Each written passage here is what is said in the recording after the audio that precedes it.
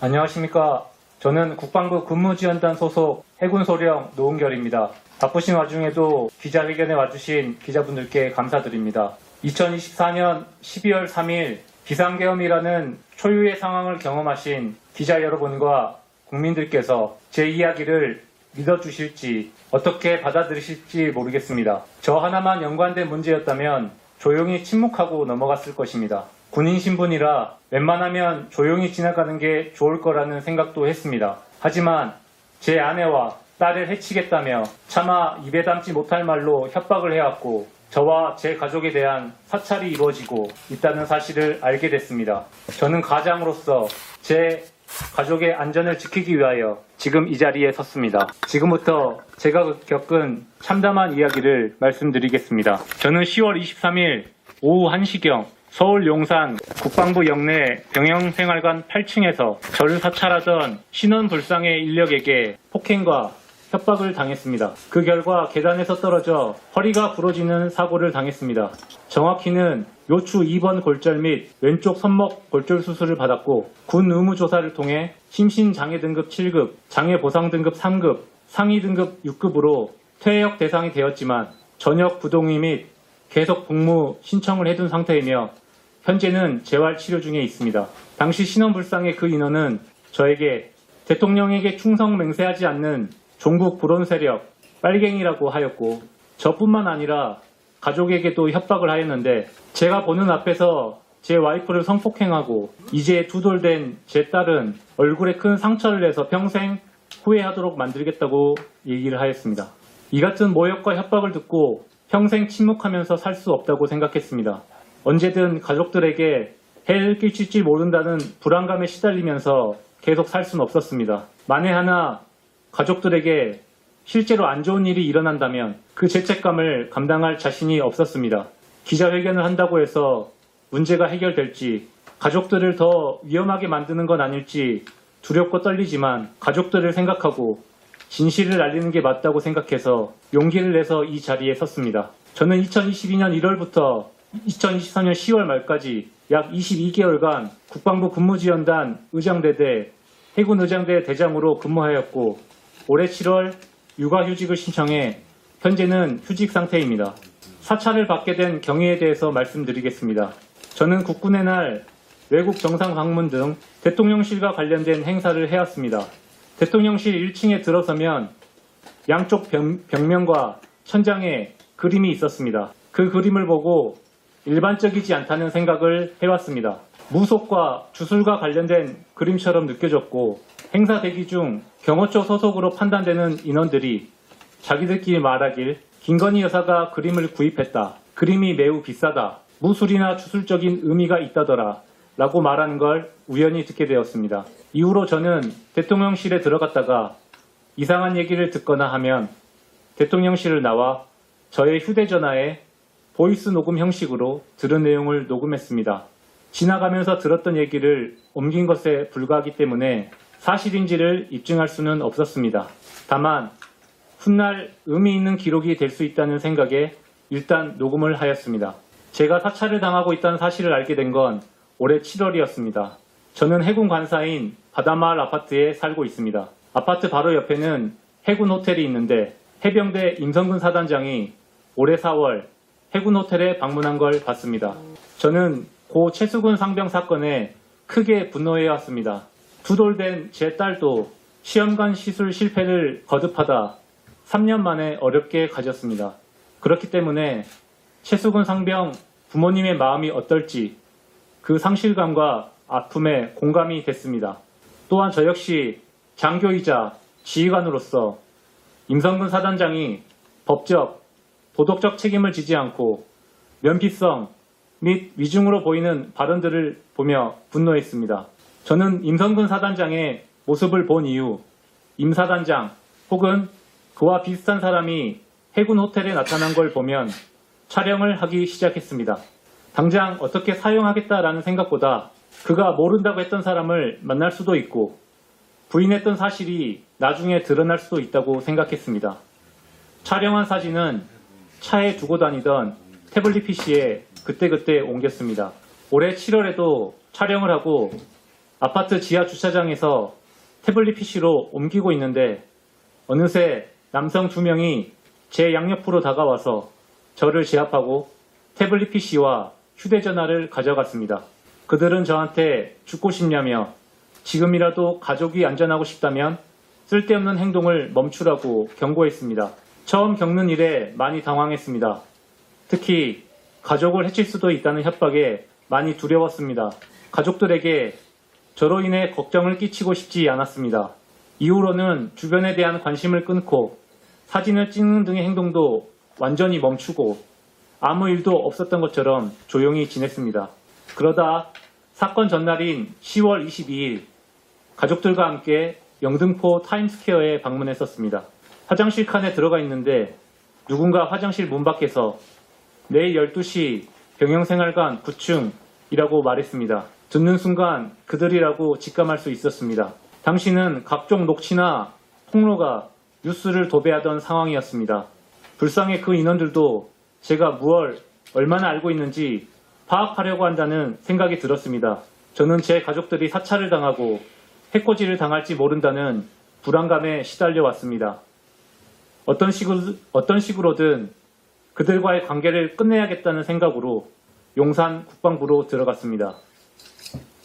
국방부에 가는 도중 일이 잘못돼 봉변을 당할지도 모른다는 생각이 들었고 이때 제보 메일을 작성해서 김어준의 겸손은 힘들다와 이종원의 시사타파 TV에 보내게 되었습니다.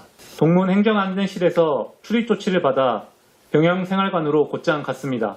한참을 기다리던 중 선글라스와 마스크를 쓴 남자가 나타나 욕을 하는 동시에 제 복부를 가격하며 어디까지 알고 있느냐, 누가 또 알고 있느냐고 물었습니다. 가족은 전혀 모르고 이제 그만하려 한다고 대답했습니다. 선글라스의 남성은 다른 곳에 제보한 적 없는지 캐물었습니다. 저는 제보한 적이 없다고 잡아댔지만 신원 이상의 그 남성은 제 핸드폰을 빼앗아 뒤져보기 시작했고 곧 제가 제보한 사실을 알게 되었습니다. 그는 불같이 화를 내며 가지고 온 전선줄을 꺼내 저에게 계단에 묶으라고 시켰습니다. 이후 저를 계단 난간 바깥쪽에 매달리게 했습니다. 저들과의 관계를 끝내야겠다는 생각으로 오늘만 순순히 잘 따르면 저와 가족이 안전할 수 있다는 생각에 모든 지시에 저항 없이 따랐습니다. 계단 바깥쪽에 매달리자 멀티탭 전선으로 제 목을 묶었습니다. 그는 여기서 떨어져 봐야 죽지 않고 허리병신 정도만 된다. 오늘은 경고로 끝내겠지만 다음번에는 가만두지 않겠다 라고 했습니다. 그러면서 네가 아는 게 무엇이냐 물었고 아는 게 없고 그만 끝내고 싶다라고 제가 대답하자 그는 저를 도발할 생각인지 앞서 말씀드린 참담한 말로 저와 제 가족들을 협박했습니다. 그의 말에 흥분한 저도 소리치며 계단을 넘어가기 위해 저항하기 시작했습니다. 당황한 그는 저를 때리기 시작했고 저는 계단에서 떨어져 허리를 비롯한 온몸의 충격으로 정신을 잃었다가 그날 저녁 발견돼 국군 수도통합병원으로 이송되어 수술을 받게 되었습니다. 군인으로 복무하면서 임성근 사단장에 대한 분노로 그의 사진을 찍은 게 떳떳하지 못한 행동이란 것을 잘 알고 있습니다. 하지만 저와 제 가족을 불법적으로 사찰하고 아내와 딸의 안전을 협박하고 나아가 저를 폭행한 것은 용서받을 수 없는 국가 폭력이라고 생각합니다. 저들이 무서워 그냥 조용히 살자라고도 생각해봤습니다. 나만 입 다물고 있으면 가족에게 큰 일은 벌어지지 않겠지라는 생각도 해보았습니다. 하지만 10월 23일부터 저와 제 가족은 두려움과 불안에 시달리고 있고 집 밖에 나가지도 못하고 있습니다. 평생을 이렇게 살 수는 없다라고 생각했고 어떤 식으로든 저와 제 가족이 당한 불법 사찰과 폭력을 끝내야 한다 생각했습니다.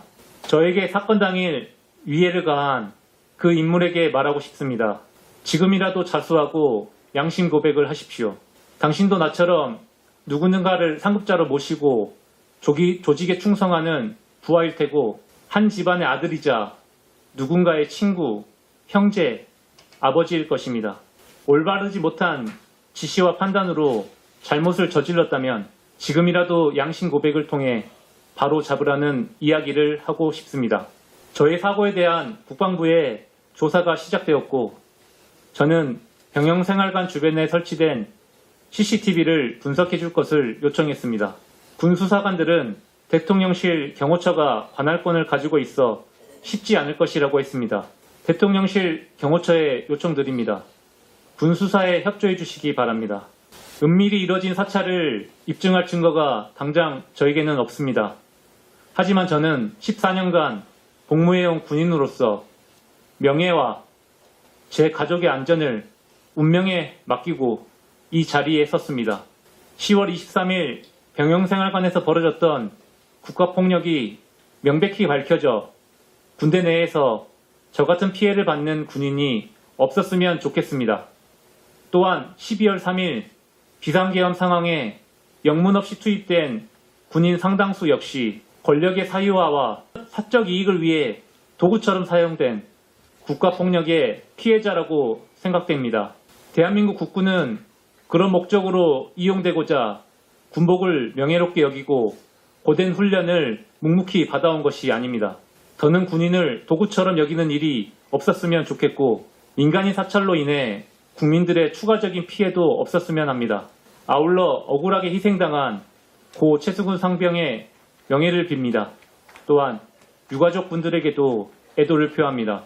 지금 이 순간에도 전후방에서 불철주야 국민의 생명과 안전을 위해 헌신하는 현역 군인 모두와 군인 가족분들께 죄송하다는 말씀 드립니다. 이 기자회견으로 군의 명예가 실추되지 않길 바랍니다. 마지막으로 지금의 대한민국보다 더 나은 환경에서 살아가야 할 저의 딸에게 언젠가는 오늘의 제 이야기를 듣게 될 날을 기다리며 박노해 시인의 시 낭독을 통해 기자회견을 마무리 짓고자 합니다.